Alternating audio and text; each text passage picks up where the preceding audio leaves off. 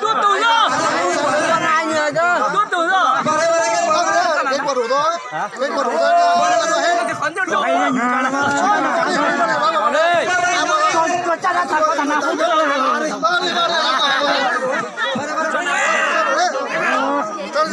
Cái quan à.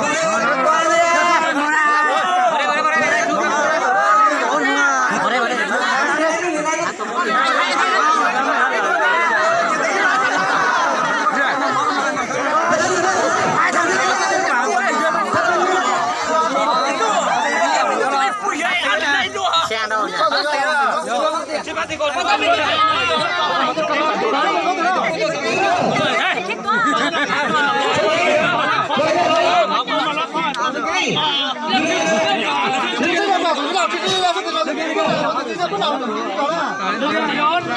Nè chứ mà có lần tuổi mà có vấn đề gì à? Betul, con chúa mua nó khó con gì mua luôn, cháu làm chính rồi. Nó lấy cái năm nó phải cái đâu. Có con này bao tốt giờ còn nhắn trang rồi.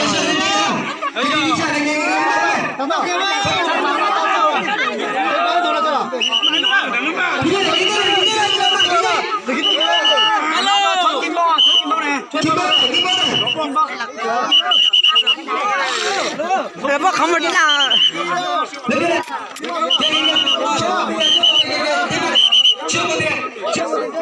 Kim bông này, giờ kim bông nữa. Kim bông này. Ủa chú này hả? Chú là bắt đầu một tính nhau, bắt sang này không bắt sang. Bắt sang. Bắt sang đây. Kim bông mấy người à?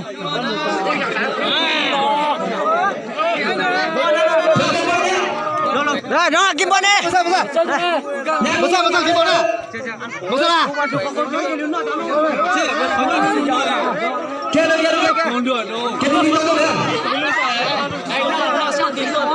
Nó sao thì tôi làm rồi. Đâu?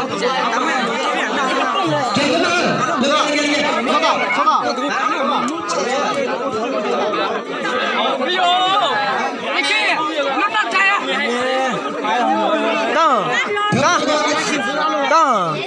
Con nãy cầu nó to thì con nào chẳng có khó cái to nào mà. Con nào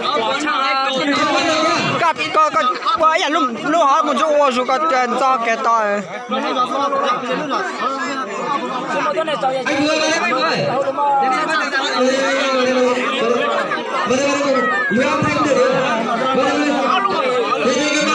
Ăn chơi đó mà.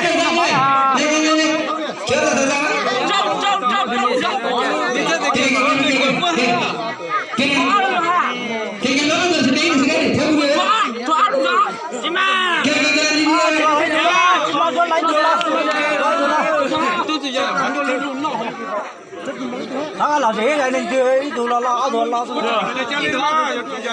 Sao tiền bắt sao lên lúc này lúc nào là?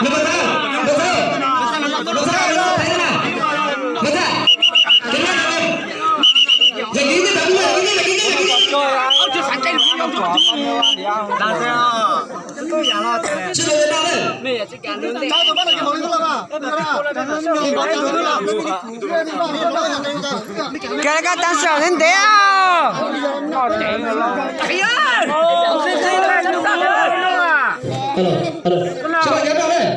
Saya chàng mất rồi đi. Chơi luôn rồi. Mà để chơi được lắm mà chơi đi. Nào ra thôi nào. Nào chơi đi.